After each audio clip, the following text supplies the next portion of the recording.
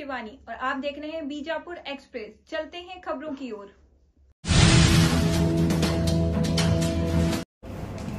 बंधुगळे, ಇವತ್ತು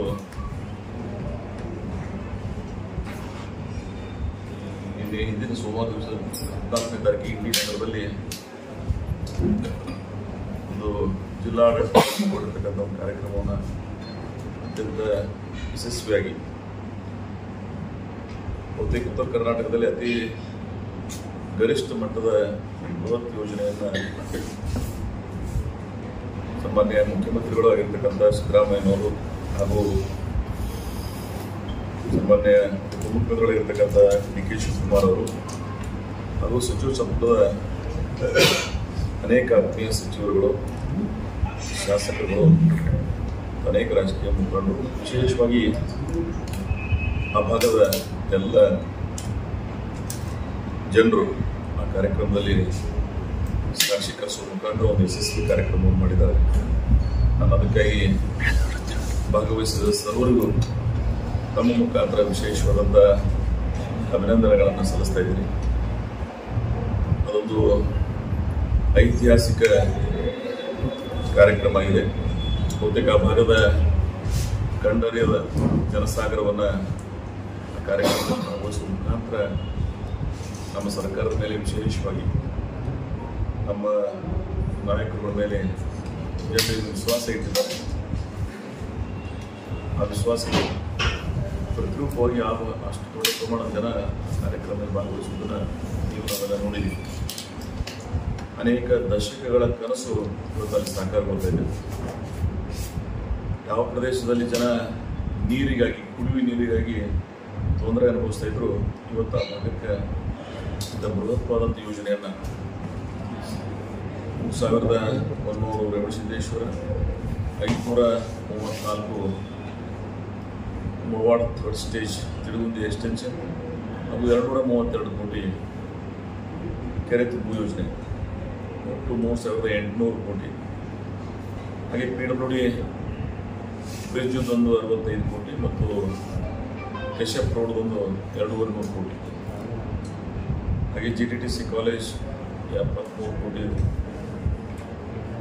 mega market 30 ಕೋಟಿ. ಹಾಗೆ ಅನೇಕ ಯೋಜನೆಗಳನ್ನು ತಾವೆಲ್ಲ ನಾನು ಹಿಂದಿನ ಅನೇಕ ಪತ್ರಿಕಾಗೋಷ್ಠಿಯಲ್ಲಿ ಹೇಳಿದಾಗೆ ಅನೇಕ ಕಾರ್ಯಗಳನ್ನು ಮಾಡೋದನ್ನು ತಾವೆಲ್ಲ ನೋಡಿದ್ದೀವಿ. ಬಹುತೇಕ ಆ ಭಾಗದ ಜನ ಇತಿಹಾಸದಲ್ಲಿ ಇಷ್ಟು ದೊಡ್ಡ ಪ್ರಮಾಣದ ಅನುದಾನಗಳನ್ನು ನೋಡಿರಲಿಲ್ಲ. ಅದಕ್ಕೆ ಅದು ಅನೇಕ ಕಾರ್ಯಕ್ರಮಗಳಿಗೆ, ವಿಶೇಷವಾಗಿ ರಸ್ತೆಗಳನ್ನು, ಪ್ರಗತಿ ಪಥ ಮತ್ತು ಬೇರೆ ಬೇರೆ ಯೋಜನೆ ಅಡಿಯಲ್ಲಿ ದೊಡ್ಡ ಪ್ರಮಾಣದ ಅನುದಾನವನ್ನು ಒದಗಿಸ್ತಾ ಇದ್ದೀವಿ. ಹೀಗೆ ಅನೇಕ ಸಮುದಾಯಗಳಿಗೆ ಸಮುದಾಯ ಭವನಗಳನ್ನು ಹಾಗೂ ಸಣ್ಣ ನೀರಾವರಿ ಒಂದು ಬೃಹತ್ಕರವಾದಂಥ ಕಾರ್ಯಗಳು ಮಾಡ್ತಾ ಇದ್ದೀವಿ. ವಿಶೇಷವಾಗಿ ಪವರ್ ಸ್ಟೇಷನ್ ಅದು 19,84,00,000 ಅಟಲ್ ಸಂಘದಲ್ಲಿ. ಹೀಗೆ 4,157 ಕೋಟಿ 44 ಲಕ್ಷ ರೂಪಾಯಿದು ಶಂಕುಸ್ಥಾಪನೆಯನ್ನು, 401 ಕೋಟಿ 62 ಲಕ್ಷ ರೂಪಾಯಿದು ಲೋಕಾರ್ಪಣೆಯನ್ನು, 2 ಕೋಟಿ 4,559 ಕೋಟಿ 6 ಲಕ್ಷ ರೂಪಾಯಿದು ಯೋಜನೆಗಳಿಗೆ ಒಂದು ಕಾರ್ಯಕ್ರಮವನ್ನು ನೋಡಿದಿರ್ತಾವಲ್ಲ. ಬಹುತೇಕ ಕಾರ್ಯಕ್ರಮದಲ್ಲಿ ಭಾಗವಹಿಸಿದ್ದಕ್ಕಾಗಿ ತಮ್ಮ ಮುಖಾಂತರ ಇನ್ನೊಮ್ಮೆ ಆ ಭಾಗದ ಜನರಿಗೆ ಅಭಿನಂದನೆಗಳನ್ನು ಸಲ್ಲಿಸಿ, ಹಾಗೆ ಒಂದು ಸಹಿತ ಏನು ಉತ್ತರ ಕರ್ನಾಟಕದ ಮುಖ್ಯವಾಗಿರ್ತಕ್ಕಂಥ ಏನು ಬಾಂಬೆ ಕರ್ನಾಟಕ ಕರಿತೀವಿ ನಾವು, ಉತ್ತರ ಕರ್ನಾಟಕಕ್ಕೆ ಹೆಂಗೆ KRDB ಮಾಡಿದ್ರಿ ನೀವು, ಕಲ್ಯಾಣ ಕರ್ನಾಟಕ ಅಭಿವೃದ್ಧಿ ಮಂಡಳಿ, ಹಾಗೆ ಬೆಳಗಾವಿ ಡಿವಿಷನ್ ಏನು ಬಾಂಬೆ ಕರ್ನಾಟಕ ಬರ್ತದೆ, ಇವರಿಗೆ ಒಂದು ಅಭಿವೃದ್ಧಿ ಮಂಡಳಿ ಮಾಡಿರಿ ಅಂತೇಳಿ ನಾನು ಆ ವೇದಿಕೆಯಲ್ಲಿ ಸನ್ಮಾನ್ಯ ಮುಖ್ಯಮಂತ್ರಿಗಳಿಗೆ, ವಿಶೇಷವಾದಂಥ ಉಪಮುಖ್ಯಮಂತ್ರಿಗಳಿಗೆ ಮನವಿಯನ್ನು ಮಾಡಿದ್ದೀನಿ. ಇಲ್ಲೇ ಒಂದು ಕ್ಯಾಬಿನೆಟ್ ಮಾಡೋರಿದ್ದಾರೆ.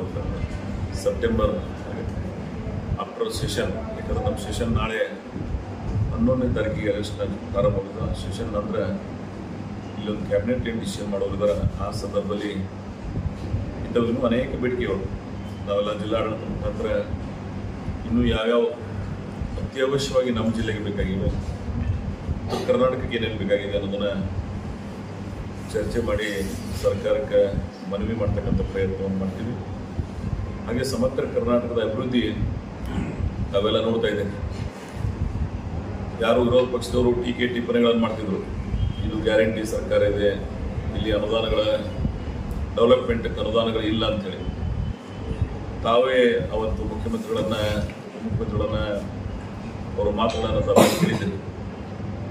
4,559 ಕೋಟಿ ರಾಜ್ಯದ ಗಡಿ ಭಾಗಕ್ಕೆ ಬಂದು ಅಷ್ಟು ದೊಡ್ಡ ಪ್ರಮಾಣದಲ್ಲಿ ಆ ಕಾರ್ಯಕ್ರಮಗಳಿಗೆ ಚಾಲನೆಯನ್ನು ಕೊಟ್ಟಿದ್ದೀವಿ, ಲೋಕಾರ್ಪಣೆಗೊಳಿಸಿದ್ದೀವಿ. ಇದು ಸೂಚಿಸ್ತದ ಈ ಸರ್ಕಾರದ ಸಾಧನೆ.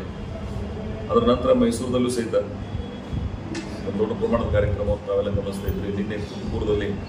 ಸೊ ಇತ್ತೀಚೆಗೆ ಕಾಂಗ್ರೆಸ್ ನೇತೃತ್ವದ ಸರ್ಕಾರ ಸನ್ಮಾನ್ಯ ಸಿದ್ದರಾಮಯ್ಯನವರ ನೇತೃತ್ವದಲ್ಲಿ ಹಾಗೆ ಡಿ ಕೆ ಶಿವಕುಮಾರ್ ಅವರ ಸಹಕಾರದಿಂದ ಮತ್ತು ಎಲ್ಲರ ಸಹಾಯ ಸಹಕಾರದಿಂದ ಇವತ್ತು ವಿಶೇಷವಾಗಿ ಕರ್ನಾಟಕ ರಾಜ್ಯದ ಅಭಿವೃದ್ಧಿ ವೇಗವನ್ನು ನಮ್ಮ ಸರ್ಕಾರ ಇವತ್ತು ಹೆಚ್ಚಿಸಿದೆ.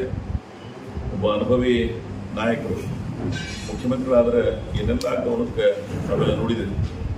ಸೊ ಅದಕ್ಕಾಗಿ ಇಂಥ ಒಂದು ಸರ್ಕಾರ ಜನಪರ ಆಡಳಿತವನ್ನು ನೀಡ್ತಾ ಇದೆ. ಜನರಿಗೆ